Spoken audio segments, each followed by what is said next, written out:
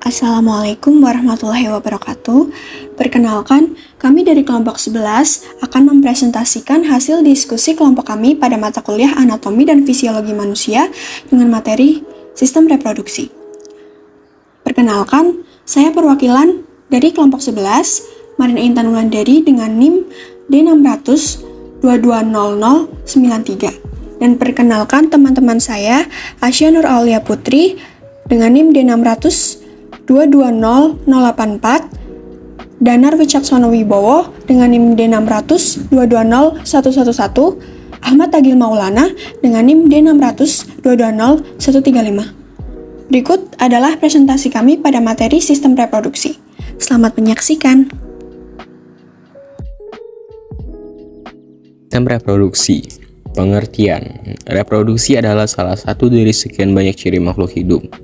Ini adalah proses saat makhluk hidup bisa menghasilkan keturunan dengan tujuan supaya dapat mempertahankan kelangsungan hidup spesiesnya.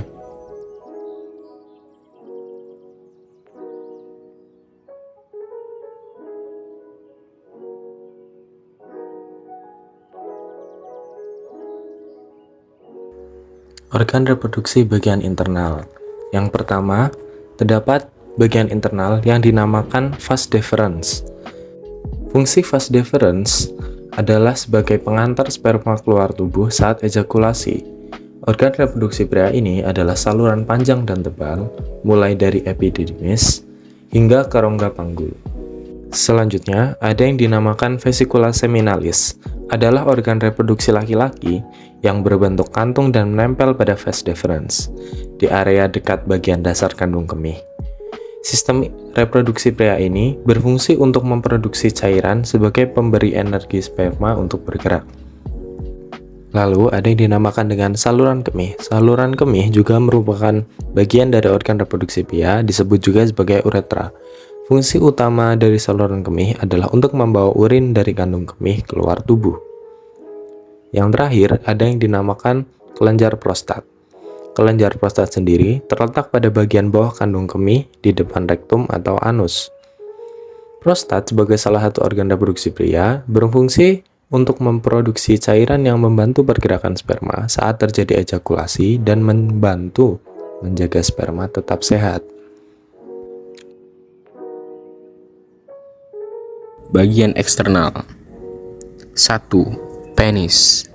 Terdapat 3 bagian utama anatomi penis, yaitu akar atau basis. Bagian ini menempel pada dinding perut bagian bawah. Batang penis. Bagian ini merupakan alat kelamin pria yang berfungsi untuk penetrasi ke dalam vagina. Kepala penis. Bagian ini ditutupi oleh lapisan kulit. Pada ujung kepala penis terdapat lubang kecil yang merupakan bukaan dari saluran kemih. Bagian ini nantinya akan menjadi tempat keluarnya cairan semen dan urin. 2. Skrotum adalah bagian dari sistem reproduksi pria yang terlihat berbentuk seperti kantung. Letaknya berada di belakang penis dan merupakan tempat dari testikel yang biasa disebut dengan testis atau buah zakar. Organ ini pun berperan untuk mengatur suhu testis. 3. Testis. Organ reproduksi pria berbentuk oval dengan ukuran sebesar biji zaitun. Ini terletak dalam skrotum. Pada umumnya, setiap pria masing-masing memiliki 2 testis. Fungsi testis adalah menghasilkan testosteron yang merupakan hormon seks pada pria. Selain itu, organ ini berfungsi untuk memproduksi sperma. 4.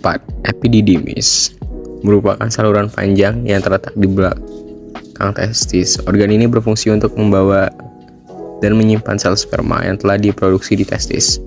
Selain itu, epididymis juga merupakan organ reproduksi pria yang berfungsi dalam mematangkan sperma yang dibentuk oleh testis.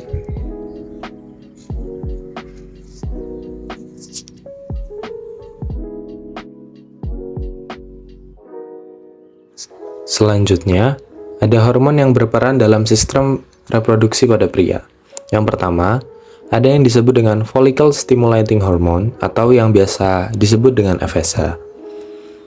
Yang kedua ada luteinizing hormone atau LH, dan yang ketiga ada testosteron.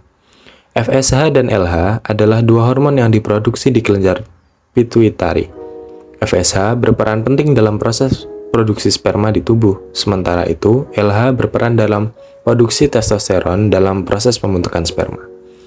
Testosteron sendiri umumnya dikenal sebagai hormon yang mempengaruhi libido, pembentukan massa otot, ketahanan tingkat energi, hingga perubahan karakteristik seks sekunder pada pria saat puber. Ya, di sini ada gambar sistem reproduksi wanita. Di situ ada ovarium, tuba fallopi, cervix, uterus, dan vagina. Saya akan menjelaskan satu persatu. Vagina dikenal sebagai jalan lahir. Ini merupakan saluran yang menghubungkan organ reproduksi internal dan eksternal. Selanjutnya ada cervix. Cervix adalah struktur sempit pada bagian bawah rahim. Cervix memiliki beberapa fungsi. Di antaranya, 1. Memproduksi lendir cervix yang berfungsi menghambat sperma masuki rahim ketika seorang wanita sedang tidak subur atau sedang hamil. Yang kedua, melindungi dari kuman berbahaya. Dan yang ketiga, jalur keluarnya darah menstruasi. Selanjutnya ada uterus. Uterus itu rahim ya. Rahim merupakan organ yang bentuk dan ukurannya kurang lebih seperti buah pir. Letak organ ini itu berada di tengah rongga panggul, di belakang kandung kemih, dan di depan rektum. Rahim itu dibagi menjadi dua bagian, yakni cervix dan corpus. Cervix adalah bagian bawah yang bersambungan dengan vagina, sedangkan corpus adalah bagian utama rahim, tempat janin berkembang. Selanjutnya ada tuba fallopi. Tuba fallopi itu adalah tabung sempit yang menempel pada bagian rahim, pada bagian atas rahim, dan berfungsi sebagai jalur bagi ovum atau sel telur untuk bergerak dari ovarium ke rahim. Panjangnya itu sekitar 10 hingga 13 cm. Dan disinilah terjadi proses pembuahan sel telur oleh sel sperma. Tuba fallopi itu memiliki beberapa bagian, diantaranya infundibulum, yakni lubang yang berbentuk corong di dekat ovarium. Selanjutnya ada fimbria, yakni tonjolan seperti jari yang mengelilingi bukaan tuba fallopi ke ovarium. Terus ada silia, yakni struktur seperti rambut di dalam tuba fallopi. Jadi ketika ovarium melepaskan sel telur, cairan dan fimbria mendorongnya menuju lubang tuba fallopi. Saat sudah di dalam, silia akan menggerakkan sel telur ke arah rahim. Perjalanan ini memakan waktu sekitar 7 hari, dan waktu-waktu ini sperma dapat membuahi sel telur bila wanita melakukan hubungan intim. Yang terakhir ada ovarium. Itu adalah kelenjar kecil seukuran buah kenari dan berbentuk oval yang terletak di kedua sisi rahim. Ovarium itu menghasilkan sel telur dan hormon reproduksi wanita, yaitu estrogen dan progesteron. Hormon-hormon yang diproduksi ovarium berfungsi mengatur siklus menstruasi. Hormon-hormon ini berperan dalam perkembangan organ seks dan karakteristik seksual wanita. Yang kedua ada memfasilitasi proses kehamilan, persalinan, dan produksi air susu ibu. Yang ketiga, menjaga kesehatan tulang, jantung, hati, otak, dan jaringan lainnya. Yang keempat, mempengaruhi suasana hati dan kualitas tidur. Dan ini ada beberapa hormon-hormon yang ada di sistem reproduksi wanita, yaitu progesteron, estrogen, testosteron, luteinizing hormone, follicle stimulating hormone, dan oksitosin. Menstruasi dan fertilisasi. Pertama, menstruasi. Menstruasi itu keluarnya darah, cairan, jaringan, dan sel-sel yang menyusun dinding rahim. disebabkan meluruhnya dinding rahim karena sel telur yang tidak dibuahi. Menstruasi ini dipengaruhi oleh hormon estrogen dan progesteron, serta hormon LH dan FSH. Kemudian yang kedua itu ada fertilisasi. Fertilisasi itu proses peleburan inti sel sperma dengan inti sel telur sehingga membentuk zigot. Tempat terjadinya itu di tuba falopi dan hanya akan ada satu sperma yang membuahi sel telur. Kemudian selanjutnya ada proses pembuahan atau fertilisasi pada manusia. Apa aja sih prosesnya? Yang pertama itu ada ovulasi. Ovulasi itu keluarnya sel telur dari ovarium atau indung telur yang biasanya itu terjadi setiap bulan. Kemudian yang kedua itu ada sel telur berpindah ke saluran tuba falopi. Biasanya setelah keluar dari indung telur, sel telur berada di tuba falopi, kemudian perlahan menuju rahim. Umur sel telur di tuba falopi itu hanya 24 jam, maka apabila tidak dibuahi, maka sel telur akan mati.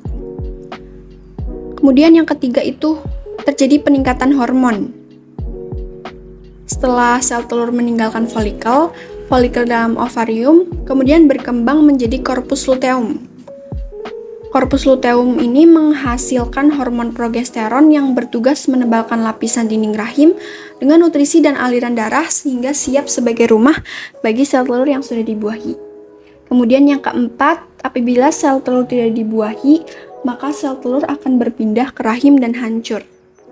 Pada saat ini, corpus luteum itu mengecil dan kadar hormon dalam tubuh kembali normal seperti biasa.